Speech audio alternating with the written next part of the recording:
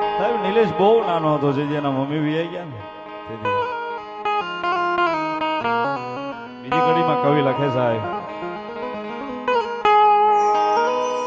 પારણીએ પોઢાળી માં તું હેત હાલરડા ગાવે જો.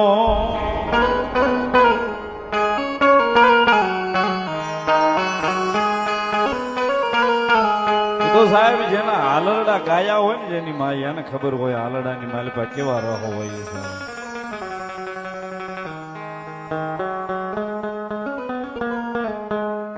પારણીએ પોઢાળી માં તું હેત હાલરડા ગાવે જો.